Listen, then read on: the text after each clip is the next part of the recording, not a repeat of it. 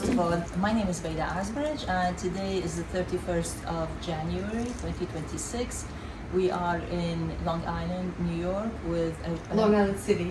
Long Island City, and I am interviewing Lilian Engel. And Lilian is one of the artists. I've been looking at her art, and I really admired whether it's the wood or the stone or the abstraction. There is something ambiguous about the art that I really love, and I'm fascinated by her work. And I wanted to delve into her background and how she started her career as an artist. So I have a bunch of questions for her.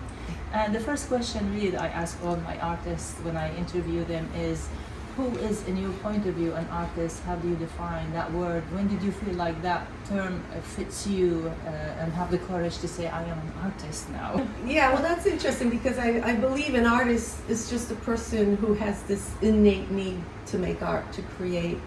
And I've always done art since I was young. My father was an artist. There was some art in the family. But it was something I just did naturally without thinking. I really didn't consider myself an artist.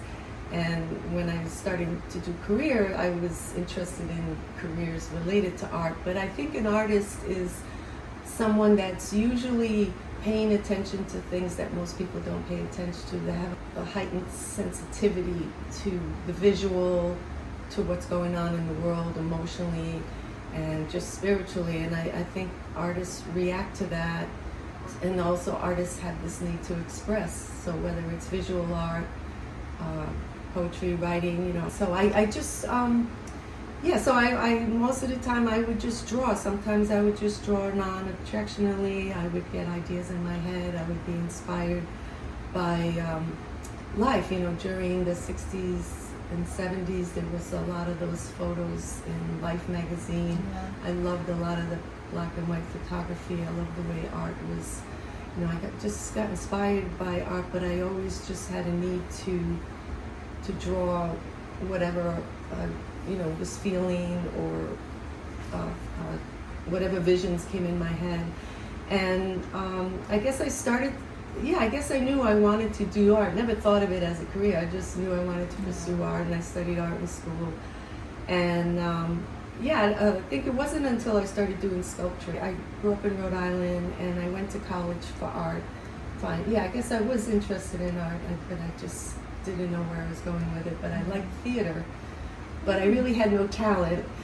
But when I had to put in hours in the backstage, that's when I realized I loved being there. Because I think I always was creative, and I liked the idea of making things, but in those days it wasn't that natural for girls to take, like in high school, the girls had to take home ec and the boys could take wood shop.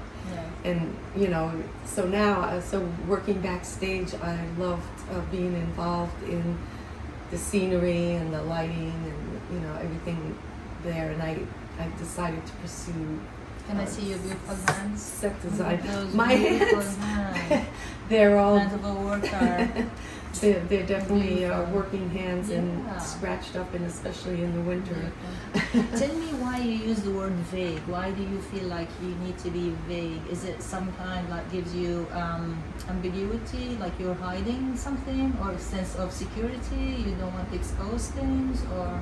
No, I think I'm more about the essence of things. I'm expressing some things. I find like a lot of times the written word is very absolute, and I just, to go back, when I came to New York, I changed my mind about pursuing set design and all that, and I started I knew I wanted to be in the arts, so I studied graphic design, and I did that for a long time, and then when I could, I started taking I started going to the open figure sets, and I loved working with the figure. I always loved dance and movement, and I guess I was in my late 20s, I guess. I don't remember exactly when, but I started it was 95 or 96, I started taking sculpture classes. And I loved working in clay. I loved the figure. I loved doing portraits, and And then I took another class that was life size, and I loved that for many years. And I even won the NESA grant, which allowed me to get a studio. So you were already a student when you have to be a student to be a Yeah. Well, what happened is there was the wonderful Art Students League of New York when I was new in New York, and I was trying to build my career in graphic design. I waitressed for a living for a while, and my customers knew that I was an artist, and they said, "Oh, you should go to the Art Students League." So I started going there to sketch from the live model. They had open sketch classes, and I felt at home there. I felt like I was with people who understood me. Yes, yeah. And then eventually, once I was more settled in my career, I started experimenting with painting classes and other classes, and then when I discovered sculpture, that was it. Okay. So one characteristic of your work is that it's abstract. Do you initially start as an abstract painter, then moved to sculpture? No, I always, when I was young, I always went back and forth. There were times I would just draw, and I had this, I wouldn't even be thinking, I'd just do some non-objectional drawing, and it would come out very geometric and abstract. So part of me always enjoyed abstract art as well as figurative, and I was very much into the figure with the clay work, but after a while I just got tired of copying work. Yeah. I didn't want to copy from reality, I wanted to abstract from it, and at the same time that's when I discovered stone. So working in stone and wood helped me to abstract. Originally I was abstracting from the figure because it kind of helped me understand form in three dimensions, but the more I became more experienced I became, I was able to create my own abstractions. I like designing and thinking rather than reproducing, And I love abstract. It's amazing. It's really beautiful because it allows each viewer to see something different. It's not one reality. There is multiple realities for each one of us. So it's really actually my work is considered more biomorphic because I'm becoming more abstract as I get along, because it's still kind of based on nature, natural forms, the animals and art, and the curves, and yes. But some of them are more abstract. They're really beautiful. Thank you. I love your work. Why did you limit your resources to stone, metal, wood, and which one is your favorite to work with? I love stone. I like wood too, but I think I think I did more in stone, and wood has wood is tricky. The grain is a lot more different, and it cracks after all that. It dries up. Yeah, it's very sensitive. It will dry up in the heat, and and I started doing wood later than stone. No, stone. There's so many beautiful varieties of stone, and each one. Yeah, I just really like working in stone, and I feel there's a life energy in it, and so every time I thought I want to try something different, I couldn't, because I'd find another piece of stone that would just be, oh, I have to try this piece. Yeah. This piece is so interesting. So what kind of stone is your favorite to work with? Well, one of them I really love is the Portuguese pink. It's just so is it that one? Yeah, it's kind of, like the Carrara marble and those kind of marbles. They have a tight grain. They don't have a lot of places where they crack, and I just think it's beautiful. It's nice to work with. It's a hard stone. I love the Carrara, but I don't always want to work in white. A lot of times I just worked with what I could get my hands on, what somebody would bring around. So it has been fun experimenting with different stones. Some of them are more dry and brittle. I really love the Black Belgium, but it's very hard. When you first get it, it's gray, and it's very brittle. And I use the pneumatic tools. I use power tools. I don't chisel by hand, and so it's a little more challenging to work with, and it takes forever to polish.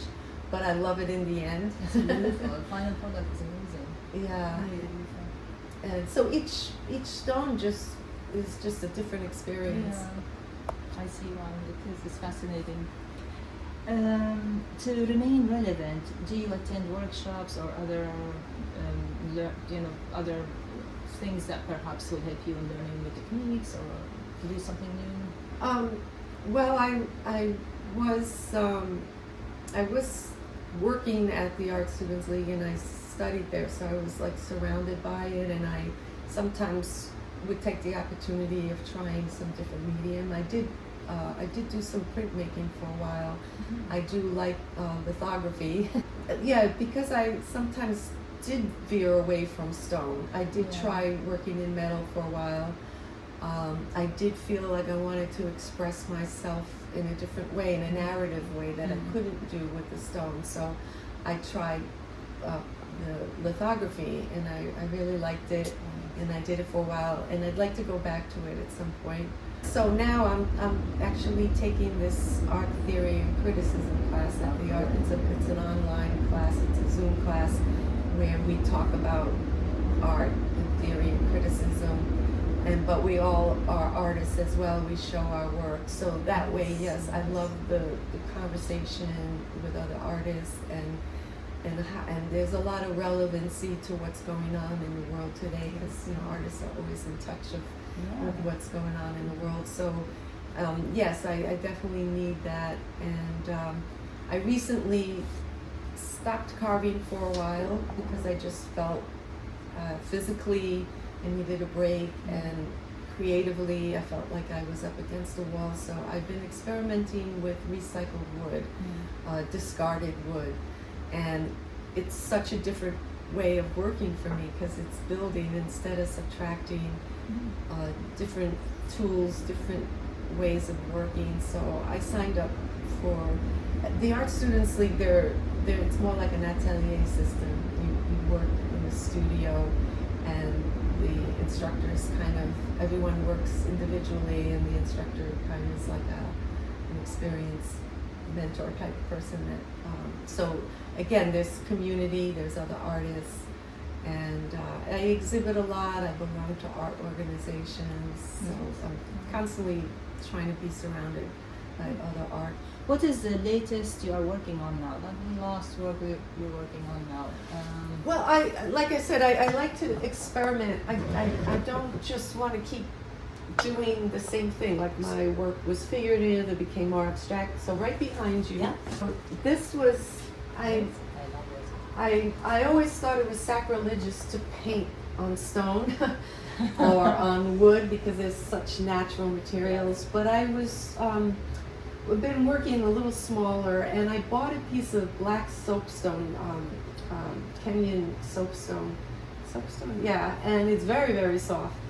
And I just, I didn't know what I was going to make with it. I was just experimenting, and it came out into this form, but the soapstone is kind of flat. It doesn't have the body, the depth. And so I painted over it with layers of acrylic paint, and I used to enjoy doing patinas and had some painting techniques. So I primed the surface, and I just did layers and layers of color to give this more depth. So I'm working smaller and lighter, and also this form came about after experimentation. I was carving, and I liked one view, but then I didn't like the other. Working three-dimensionally, I wanted to look good all the way around. So, and it just felt like it was a time when politically things were, started. This is a rough time, and I just felt this is a time for solace, for quiet, for peace. And here I'm experimenting with a different type of vase. And again, here I had this piece of wood for a long time, and I never did anything with it. And because it was really beat up old wood, I didn't like it. Some of my earlier wood pieces, I really enjoy seeing the grain. So I painted it, this with oil, layers of oil paint. And then I mounted it on a non-traditional type of vase. I'm looking on the website like, what is this? Is it tinfoil? I could not figure because it's Yeah. wrinkled. I'm like, what? It doesn't photograph well. It's just It's it's raw marble. It's really nice. It's raw marble. Yeah. Yeah, because a lot of times I'm making the sculpture and then the base becomes an afterthought, and I've Yes, got of a lot course. of traditional bases. So it's been brought to my attention by other artists that I should experiment more with bases, but it's something to think about ahead of Yeah, time. variety. Look, I'm looking at each one of them is different. So you're Yeah, already- here I definitely Yeah, I you started. found it. Well, I definitely thought about the base on this Mhm. because I wanted to work with the reflection Yes, really really. of this alabaster. I painted again these layers called Voyage because I think it reminds me of a fish or a bird that's traveled through time. How about the other one? Let me move this out of the way. Yeah. Please center it. Oh, it's beautiful. I did a workshop in Pietrasanta, Italy, and I loved it because we had this barn where you could work indoor, outdoor, and actually I feel like I would love to have a space outside of the city where I'm more outdoors and could experiment with larger Yeah. pieces. My last question is, where can we see the pieces that were shown in TV series? Because you mentioned they were in the FBI, or there's a sequence of series that you listed on your website. Oh yeah, Are any of them here? Yeah. called Feud, not The Feud. It's Okay. called Feud. It's the story of the filming with Joan Crawford and Betty Davis, and they didn't get along while they were filming this Baby Jane or whatever it was the movie. So this sculpture and I believe this one, these two were in. I haven't seen it yet myself, but supposedly they had it for a season in that docudrama. The piece behind you,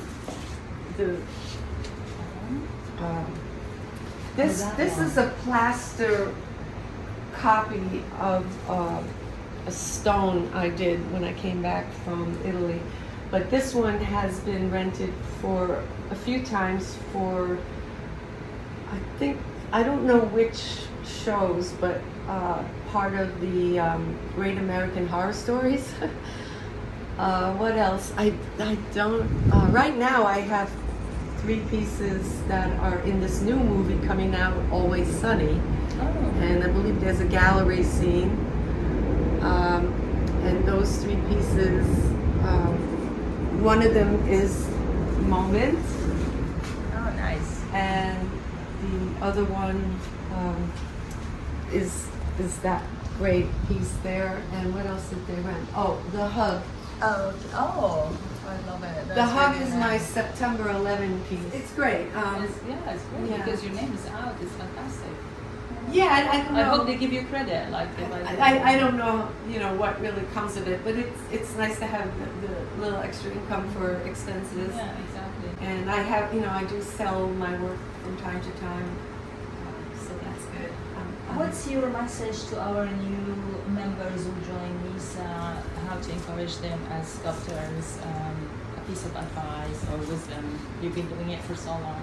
What do you think? Oh, I thought most of the NESA members have been doing it for a long time. That we have some who are. You have some new ones. Just keep doing it. Just and put yourself out there. Exhibit as much as you can. And anytime that you see opportunities to exhibit or be in a contest or go for it. But just keep doing your art. Thank you so much. Thank you. It's been a pleasure meeting you and looking at your art. It's just wonderful. I'm glad you could make it out here.